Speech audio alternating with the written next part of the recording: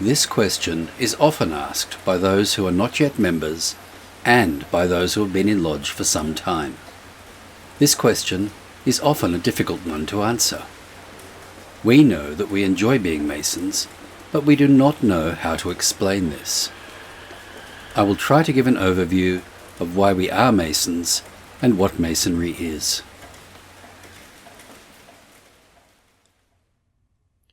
Good evening and welcome to tonight's presentation, From the Quarries, an archive of Masonic lore.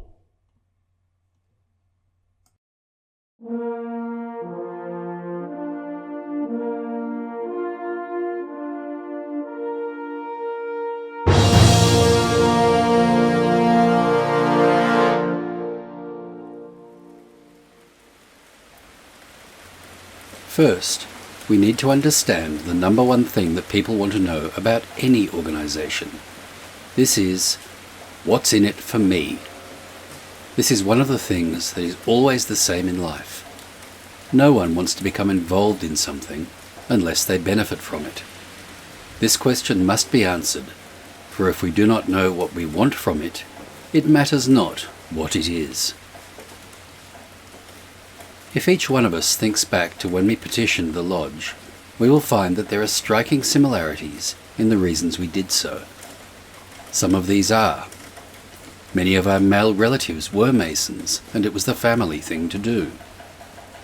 Many of the men we worked and associated with were Masons. We wanted to fit in with the crowd.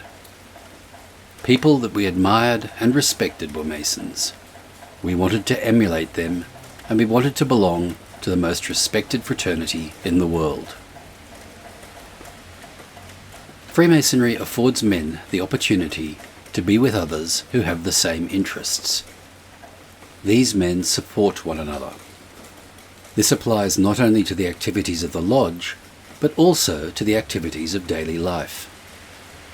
The first degree teaches us that we should promote each other's welfare and rejoice in each other's prosperity. When brothers meet away from the lodge at an impromptu gathering, we see much of this type of activity. The friendliness and genuine feeling we have for one another is evident at these affairs. Freemasonry is one of the few places that we can gather in confidence that we will leave with all that we arrived with. We do not take advantage if one of our ladies leaves her purse unattended or one of us loses his wallet. They are never bothered. How many places can this occur in today's world? Not very many. We are selective and do not, knowingly, accept any man who would take advantage of others. The teachings of Freemasonry afford the member a better chance to live a happy life with his chosen mate without joining the ranks of the throwaway spouse society. We learn how to work through our tough times and make our lives better and more productive. If disaster should befall us, we can turn to our fraternity in confidence that help will be given. If financial aid is needed, there are avenues open to the membership that are not available elsewhere. The lodge will help to the best of its ability. Occasionally, one of our widows will need assistance. All she needs to do is call the secretary of the lodge, and the brothers will do all that they are able to do for her. This affords security for the mates of our departed brothers. These are some of the things about Masons that make them different than members of many other fraternal organizations. These things are good to know, but most of these are peripheral to what and who we are. Freemasonry is a story of life. It carries joy, heartache, failure, and triumph. In books, one can read its teachings, symbols, and ambitions. We do not practice our craft in the dark, but rather in the full light of day. We are required to practice the teachings and love we are taught by the lights of our fraternity. No greater thing can be said of the fraternity than that it is an ideal way of life.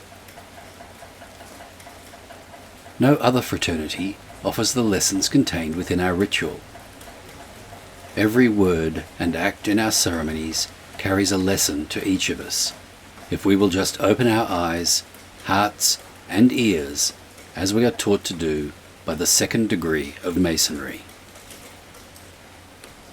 We can study Freemasonry for years, and each time we think about the things we see and hear, we will find new meaning and inspiration. Each time this happens, we see more of what Freemasonry is and for what it is intended.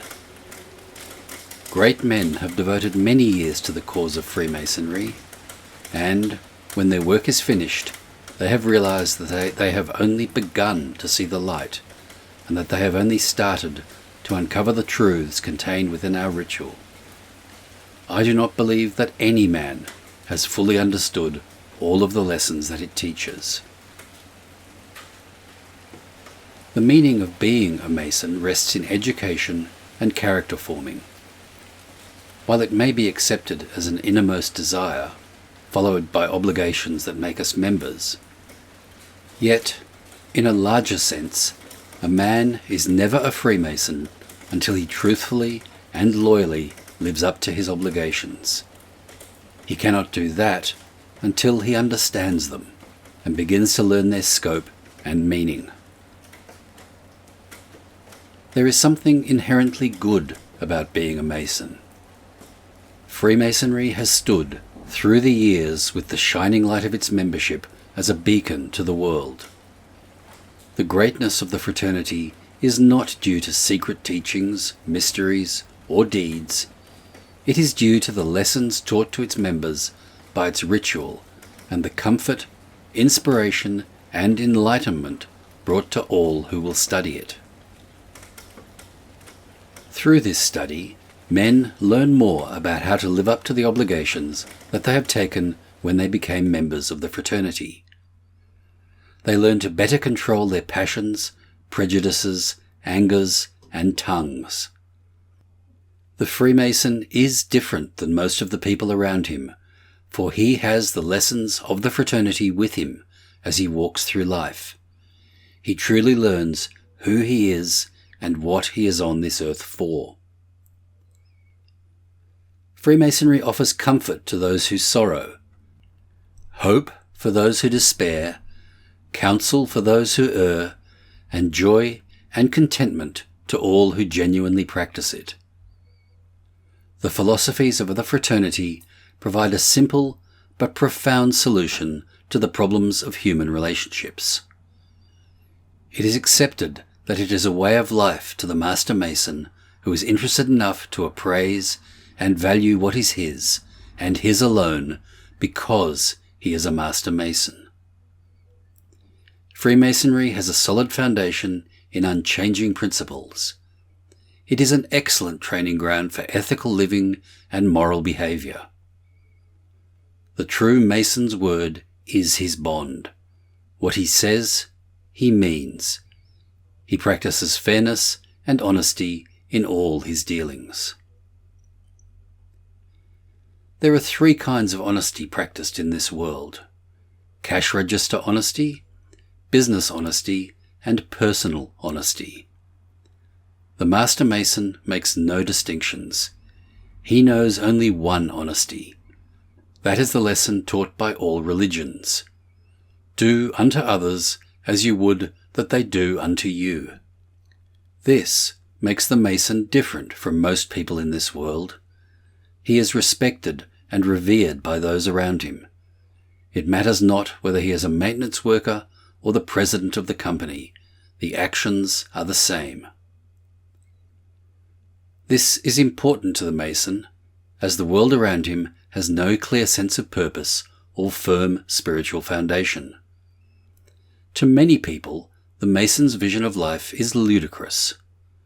These modern times seem to be seeking the lowest common denominator, where the only question people want answered is, what can we get away with? This society is fast going towards self-regulation. Self-seeking becomes increasingly prominent. Allegiance is becoming secondary to the selfish pursuit of the individual. In other words, Society is falling apart. We see around us high unemployment, people who are worried about holding on to their jobs, shrinking buying power, continual warfare in the streets, commercialized sex, drugs being sold in every neighborhood, crimes of every kind are on the rise, rampant consumerism that works on people to buy things they do not need, and homeless people are in every major downtown area. We are living in a throwaway society where values count for less and less. We see people more and more who do not think of the dignity and feelings of others. They have forgotten the virtues of temperance and prudence. These virtues cannot be legislated, but must be practiced for the good of society. Good men practice them here. Justice seems to take a back seat to rights in our society. Without justice, our way of life is doomed also. We must get our society back to the basics. My brothers, if you listen closely, you will hear the good men in our society calling out, "Masonry, where are you?" Masonry can help good men to withstand the pressures of our runaway society.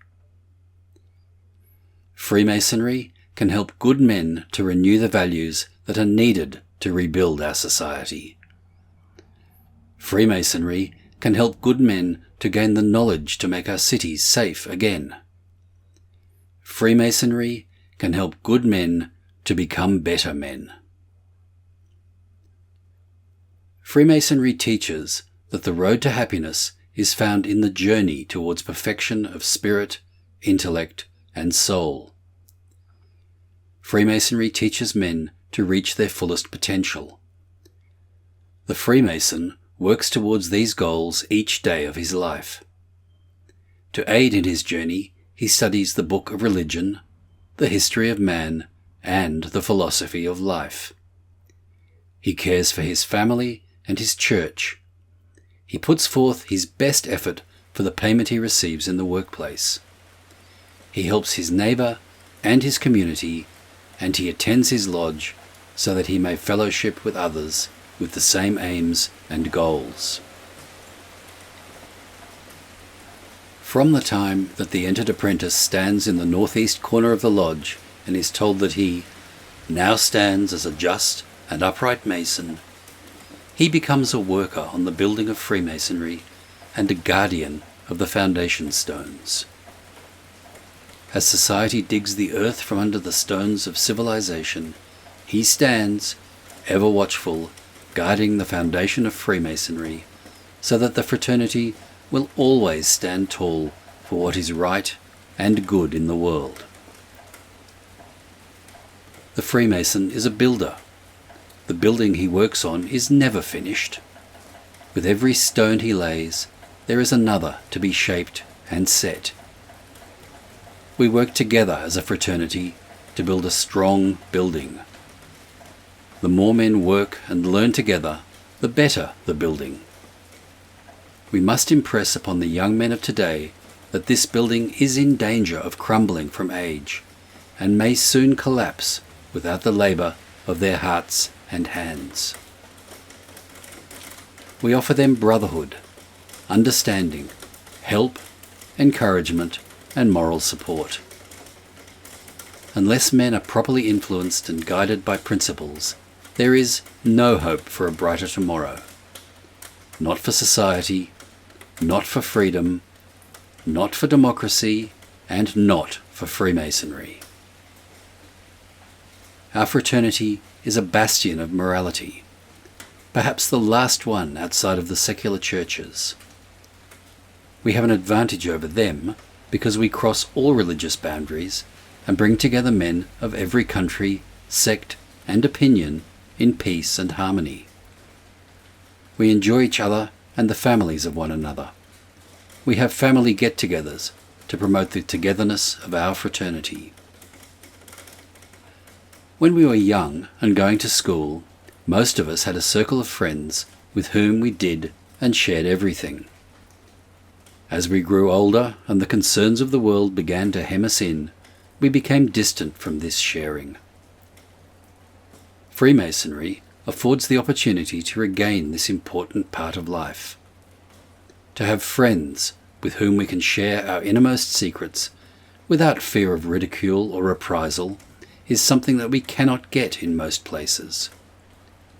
We can get it from our brothers, for Freemasonry truly regards the whole human race as one family. As we progress through life with our brothers, we find that our lives are richer, better, and more fulfilling. When we put all of these things together, we arrive at the bottom line. This is the simple explanation that a Mason is a good man who, by the teachings of the fraternity, is working to become a better man. And the fraternity is all the Masons working, one with the other, toward the same goal.